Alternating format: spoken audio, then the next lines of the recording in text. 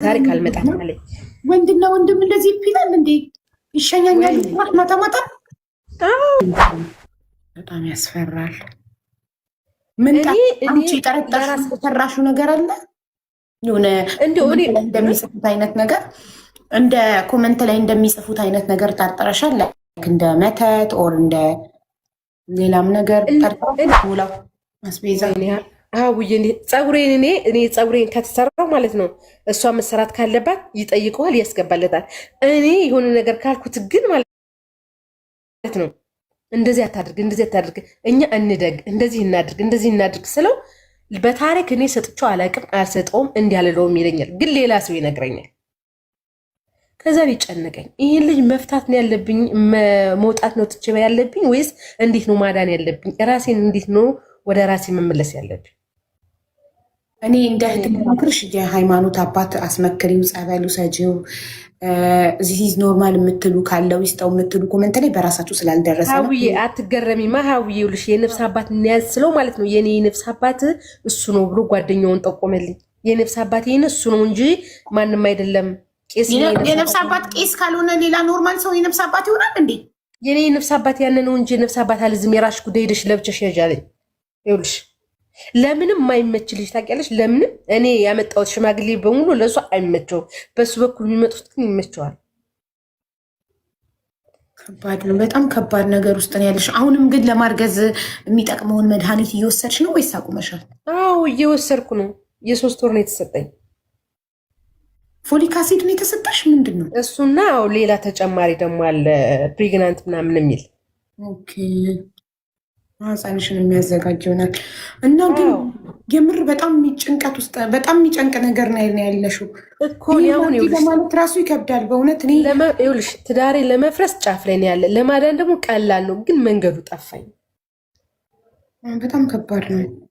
ምን መሰለሽ እኔ መክርሽ አንደኛ በሃይማኖት አባት በሽማግሌ በቤተሰብ ምናምን እንድታማክሪው፣ ሁለተኛ የስነ ልቦና ሐኪም ጋር እንድትወስጂው። በሁለቱም ሄደሽ መፍትሄ ካላገኘሽ እንግዲህ በቃ መጨረሻው እንትንሽ ይሆናል። መጀመሪያ በእነዚህ እንትን ሞክሪ፣ በእነዚህ እንትኖች ምናልባት ጸበል፣ በእነዚህ 2 መንገዶች ሞክሪ።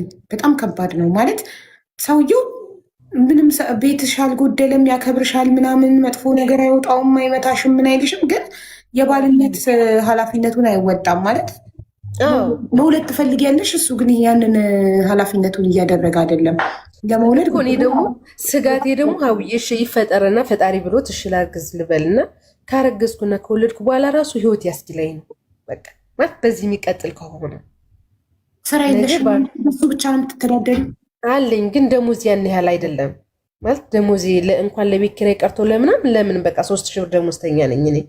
እሱ ደግሞ ጎበዝ ነው፣ ስራ ላይ ደግሞ በጣም ጎበዝ ነው። እጁ አይወዝም። በቃ አንዳንድ ኮመንቶችንም እያየው ነው። አንዳንድ ሰው ከነሱ ርቀሽ ኑሪም የሚል ጥሩ ሀሳብ ነው። ይሄም እናንተ ቅርብ ለቅርብ ከሆናችሁ ለምን አትርቁም ከነሱ? ክራይ ቤት ከሆነ ቤታችሁ ወደ ሌላ ቦታ ራቅ ወዳለ ቦታ ተከራይታችሁ ለምን አትኖሩም? እኛ ቀበሌ ወንዝ ተሻግረን አባይ ማዶ የሚባላል እዛ ነበር የምንኖር። እነሱ ደግሞ ቀበሌ 16 ነበር የሚኖሩ። ከዛ ማታ ማታ ያስመሸውና ማለት ነው ይዞት ይመጣል። እኛ ቀበሌ 11 እዛ ድረስ መጦ ደግሞ ሲመለስ ይሄኛው አደጋ ላይ ህይወቱ ሊወድቅ ነው ጓደኛው። ከዛ እኔ ጓደኛዬ ሸኝቶ ሲመለስ ህይወቱ አደጋ ላይ ስለሚወድቅብኝ ሰፈር መቀየር አለብኝ አለ። ለምን ትሸኛኛላችሁ አንተ በጊዜ ለምን በታክሲ አትመጣም ስለው በታሪክ አልመጣም አለኝ። ወንድና ወንድም እንደዚህ ይላል እንዴ? ይሸኛኛል ማታ ማታ?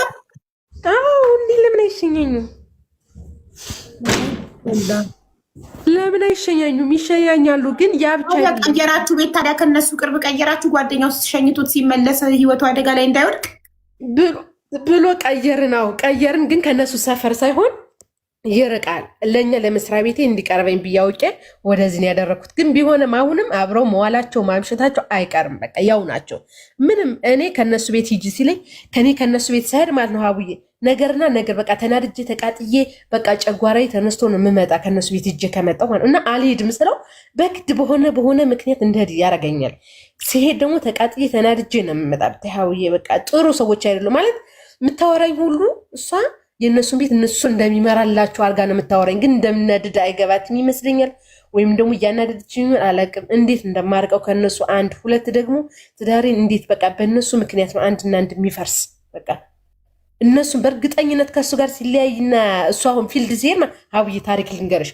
እኔ ስራ ጀምር አልኩትኝ። ስራ ጀምር ቁጭ ብለህ ድለላም ሆነ ምንም የሚመጣ ብር የለም ስራህን ጀምር ስለው አልጀምር ብሎኝ ተጣላኝና ሳምንት አናወራም ነበረ። ከዛልሽ እሱ ልጁ ፊልድ ሌላ ሀገር ወደ ወሎ ምናምን ሊሄድ ነው ሲባል ስራ ልጀምር ነው። ለምን እሱ ስለሚሄድ ብቻዬን ስለመሆን ተቃጠልኩ።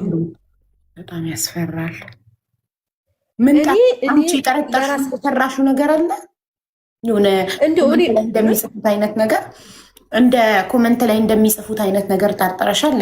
እንደ መተት ኦር እንደ ሌላም ነገር እንደዛ አይደለም። እኔ እንደዛ ሳይሆን እኔ የምጠረጥር እንደዛ ሳይሆን በቃ ጓደኝነታቸው በጣም ማለት ይሄኛውን ተረድቶታል፣ ይሄኛው ግን አልተረዳው ማለት ያነኛው ጓደኛ የኔውን ተረድቶታል በደንብ እንዴት ብር ማስወጣት እንዳለበት የተረዳው ይመስለኛል። ግን ይሄኛው አልተረዳውም እንጂ ያለ ጥቅም እንደቀረበው ለገንዘብ እንደቀረበው የኔ ባል አልገባውም እንጂ ባሌን ለገንዘብ ብሎ ጓደኛው የባሌን ገንዘብ እየበላበት ነው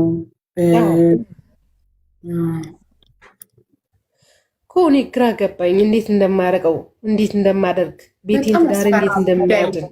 እውነቴን ነው የምልሽ፣ ጉዳዩ በጣም ሲሪየስ ነው። የምትናገሪው ነገር እውነት ከሆነ በጣም ያስፈራል። ጉዳዩ በጣም ሲሪየስ ስለሆነ ኢቭን ከአንቺ ጋር እንኳን አያምጣውና ብትለያዩ የዚህ ልጅ ህይወት አደጋ ላይ ስለሆነ እግዚአብሔር ስትሻው በቃ ቼክ ማስደረግ፣ አንደኛ የስነ ልቦና ሐኪም ማማከር፣ የሃይማኖት አባት ማማከር፣ ጸበል መውሰድ በእምነታችሁ።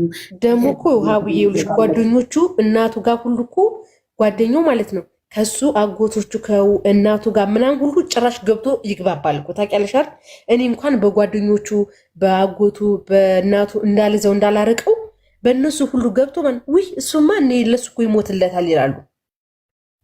ለሱ እኮ እንደዚህ ነው ለሱ እኮ ባል እነሱ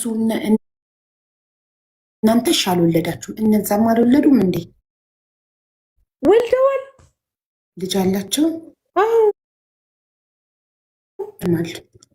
በጣም የሚያስፈራ ነገር ነው።